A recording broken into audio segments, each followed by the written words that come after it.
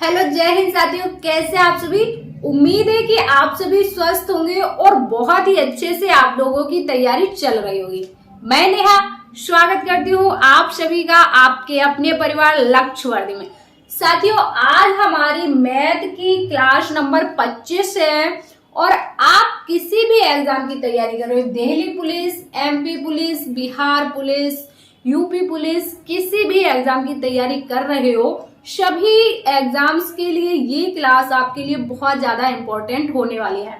हमारा जो चैप्टर चल रहा है परसेंटेज, हम लोग परसेंटेज पढ़ रहे हैं और यदि आप लोगों ने परसेंटेज को अच्छे से पढ़ लिया, अच्छे से समझ लिया, तो इस एक चैप्टर से आप लगभग 5 से 6 चैप्टर क्लियर कर सकते हैं।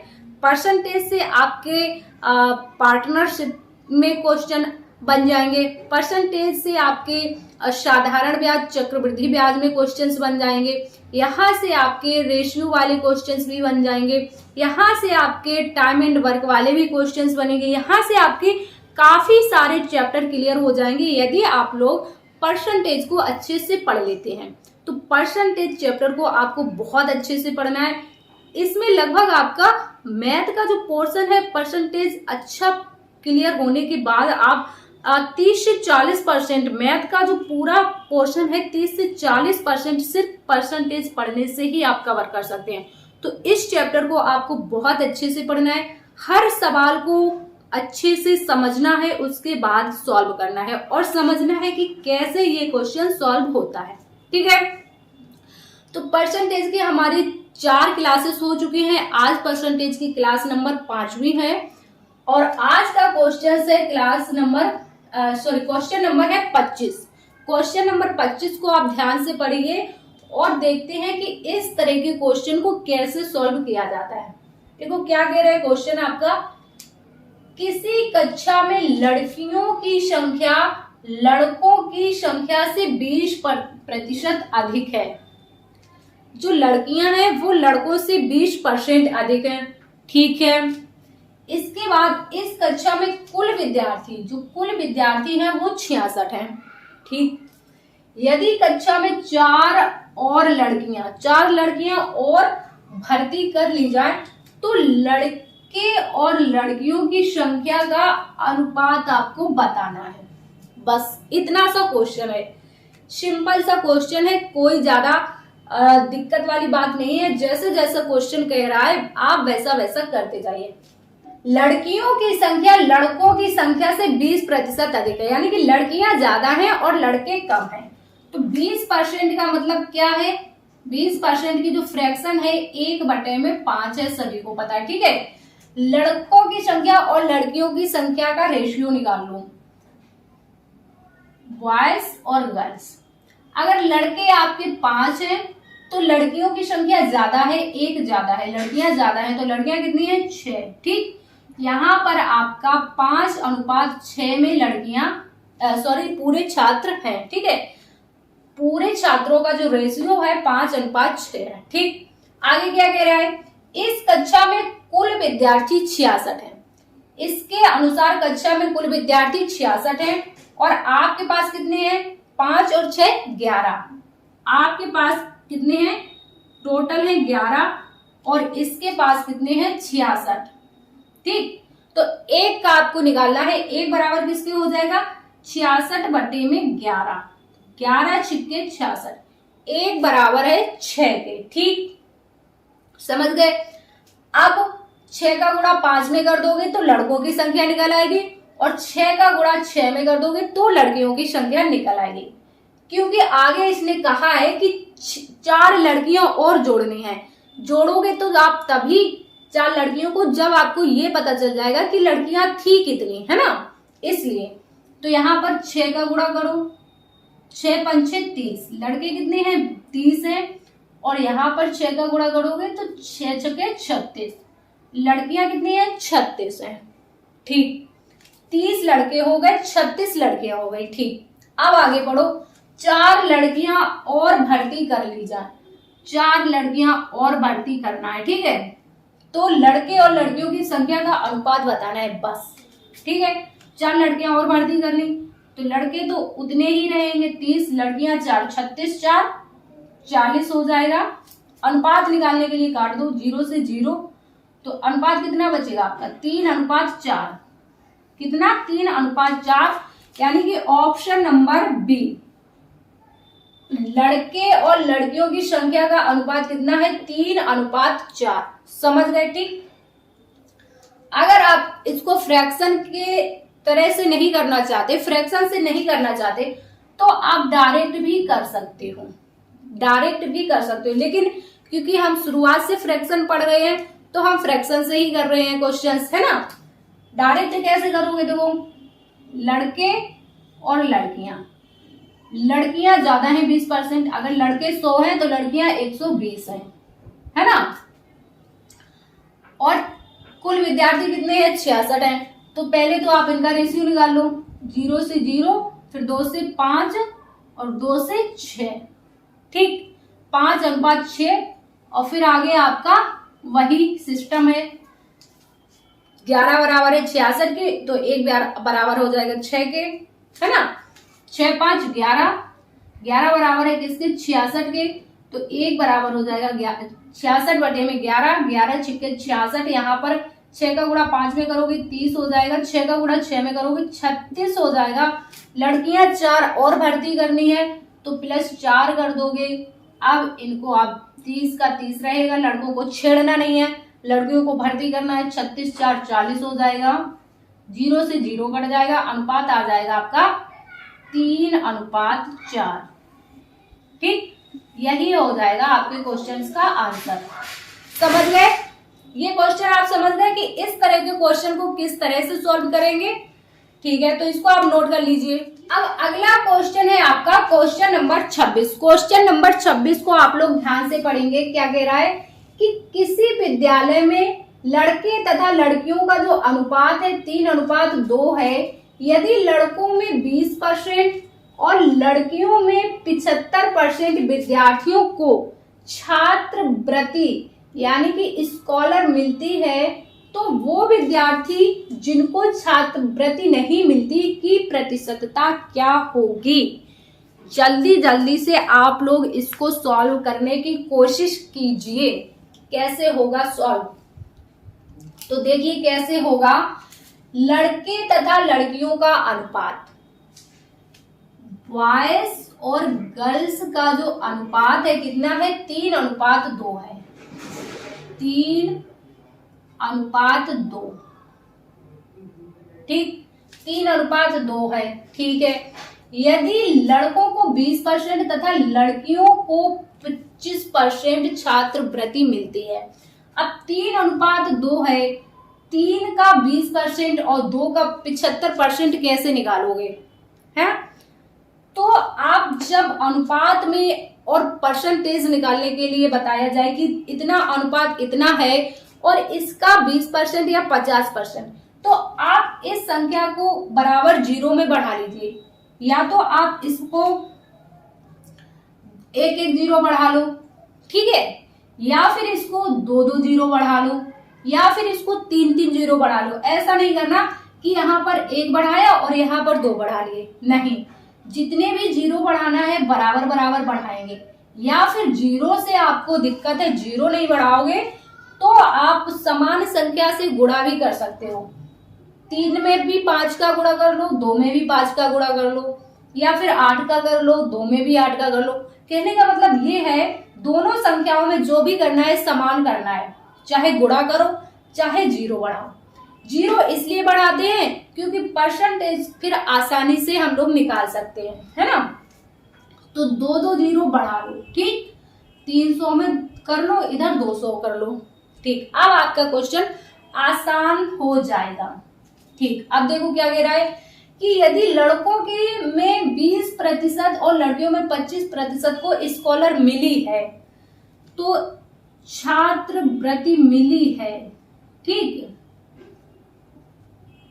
छात्रवृत्ति इधर मिली है इन लोगों को, ठीक है।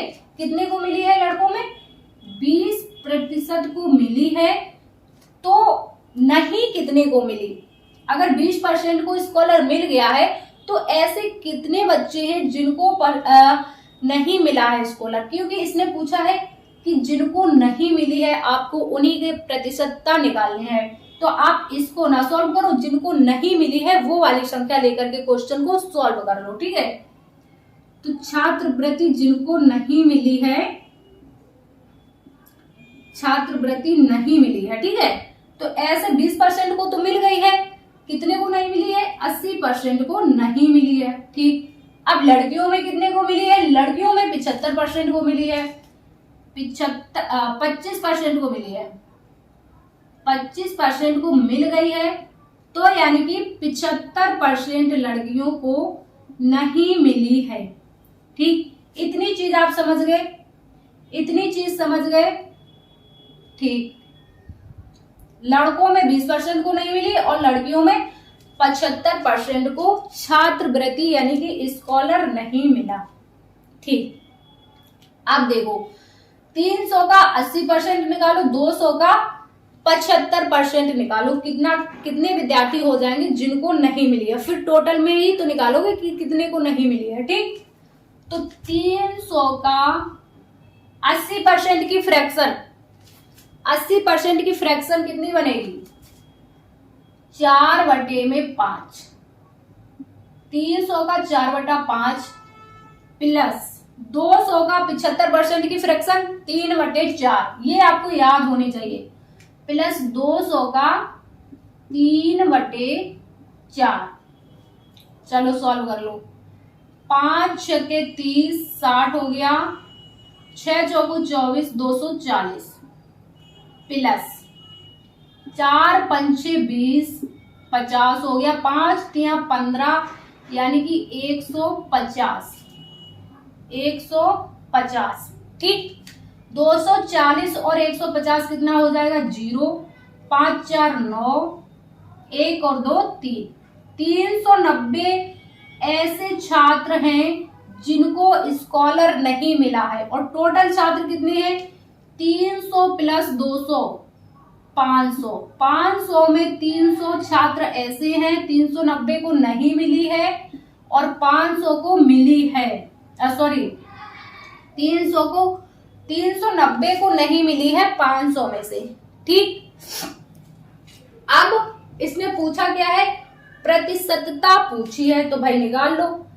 390 500 का कितना परसेंट होगा, यही तो पूछा है। 390 है जो, ये 500 का कितना प्रतिशत है, गुणा 100।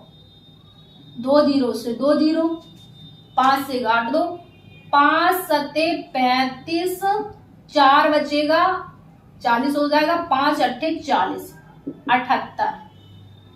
390 है, 500 का कितना है? 78%। यानी कि 78% विद्यार्थी ऐसे हैं जिनको स्कॉलर नहीं मिला है। ऑप्शन नंबर ए आपका बिल्कुल सही हो जाएगा। कितने? 78% विद्यार्थियों को स्कॉलर नहीं मिला है। समझ गए क्वेश्चन? क्वेश्चन आपको अच्छे से समझ में आ गया, ठीक है। इसको आप नोट कर लीजिए। अगला क्वेश्चन नंबर 27। क्वेश्चन नंबर 27 क्या कह रहा है आपका? देखो, दो संख्याओं का अंतर उन दोनों में बड़ी संख्या के 20% के बराबर है। यानी कि दो संख्याएं आपकी XY या फिर ABCD कुछ भी मान लीजिए आप, ठीक है। दो संख्याएं हैं, उनका जो अंतर है 20% के बराबर है, बड़ी संख्या की 20% के बराबर है, ठीक है। यदि छोटी संख्या 20 है तो बड़ी संख्या आपको बतानी है क्या होगी। अब देखो, दो संख्याएं हैं, अब पहली संख्या या दूसरी संख्या मान लीजिए, या फिर आप X और Y मान लीजिए, या फिर आप A और B मान लीजिए, कुछ भी मान सकते हैं, ठीक है। आपके पास मान लो एक संख्या A है और एक संख्या B है, इसमें से एक संख्या बड़ी है, एक संख्या छोटी है, ठीक है। तो आप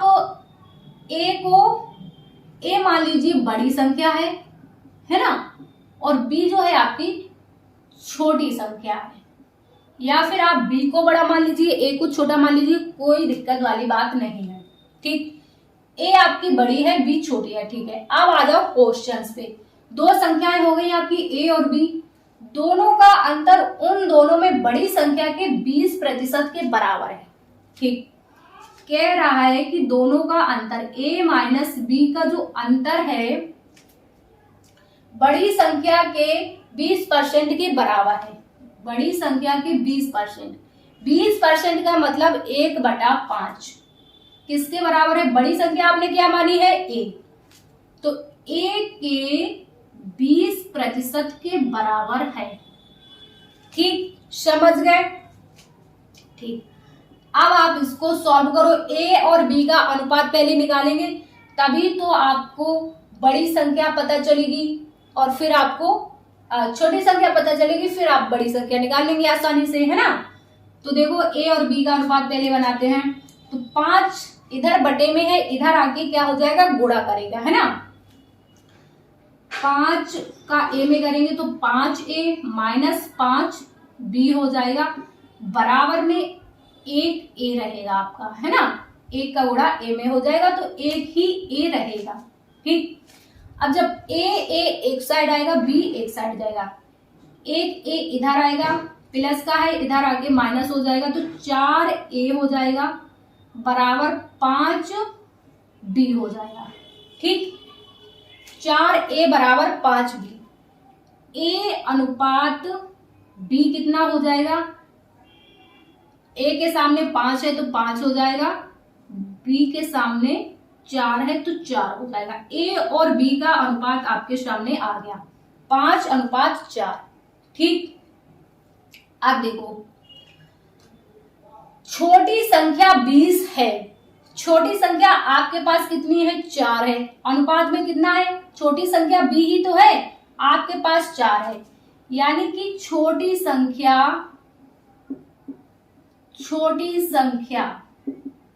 है ना, छोटी संख्या 4, b है 4, और इस ये कितना बता रहा है? छोटी संख्या 20 है। ठीक है, 4 अगर बराबर है 20 के तो 1 किसके बराबर होगा? 20/4 के, 4 पंचे 20, तो 1 किसके बराबर होगा? 5 के। समझ गए? 4 बराबर 20 है तो 1 बराबर किसके होगा? 5 के बराबर होगा। ठीक, इसने पूछी है बड़ी संख्या क्या होगी। बड़ी संख्या 5 थी तो 5 बड़ी संख्या आपकी a थी, है ना। बड़ी संख्या क्या थी? a थी, तो a कितना है? 5 है। ठीक है, a बराबर कितना है? 5 है, और a किसके बराबर है? 5 के, तो 5 गुणे में 5 हो जाएगा, कितना हो जाएगा? 5×25। यही हो जाएगा आपके क्वेश्चन का आंसर, है ना जी? है ना इजी क्वेश्चन, है ना हलवा क्वेश्चन, है ना। बड़ी संख्या कितनी हो जाएगा? 25। Option number B, option number B आपके क्वेश्चन का बिल्कुल सही आंसर हो जाएगा। बड़ी संख्या पूछी थी, बड़ी संख्या आपने बता दी, 25 हो जाएगी। कोई दिक्कत यहां तक? इन क्वेश्चनों में कोई दिक्कत हो रही है कि आपको? नहीं ना, बस आपको क्वेश्चन को स्टेप टू स्टेप पढ़ना है और जैसा जैसा क्वेश्चन कह रहा है वैसे वैसे आपको इक्वेशन बनाने जानी है और सॉल्व कर लेना है, बस। ज्यादा कुछ है नहीं मैथ में, और आप आसानी से यूपी पुलिस के एग्जाम में 20 क्वेश्चंस में से लगभग आप 12 से 15, जिसका बिल्कुल मैथ नहीं आता होगा, 12 से 15 क्वेश्चन आराम से कर सकते हो। ठीक है, तो ये क्वेश्चन आपको अच्छे से समझ में आया होगा, इसको आप नोट कर लेंगे। देखो अगला क्वेश्चन है आपका क्वेश्चन नंबर 28 और 29। 28 और 29 क्वेश्चन है, दोनों एक ही लगभग एक समान है। तो इस तरह के क्वेश्चंस को कैसे सॉल्व करते हैं वो अब आप लोग देखेंगे। देखो क्या कह रहा है क्वेश्चन आपका कि दो संख्याएं x तथा y किसी तीसरी संख्या से क्रमशः 20%, 50% अधिक हैं। दो संख्याएं हैं आपके पास, x है और y है। दोनों संख्या पहली आपकी 20%, दूसरी 50% अधिक हैं। तो x y के कितने प्रतिशत के बराबर है, ये आपसे पूछा है। तो देखो कैसे सॉल्व करेंगे। दो संख्याएं हैं x और y और एक तीसरी संख्या है। तो एक तो आपके पास x है और y है और तीसरी संख्या और है, तो तीसरी को हम लोग z मान सकते हैं। बोलो तीसरी को z मान सकते हैं। बिल्कुल आप लोग कहेंगे बिल्कुल दीदी जेड मान लीजिए आप, है ना, एक्स वाई जेड 3 संख्या हो गई। ठीक, अब जो तीसरी संख्या से यानी कि जेड से क्रमशः 20% और 50% अधिक है, तो जेड को हम लोग 100 मान लेंगे, 100 मान लेंगे। ठीक है ना, जेड को 100 मान लिया। अब 20% अधिक है एक्स, एक्स कितनी अधिक है 20%, तो 120 हो जाएगा, है ना।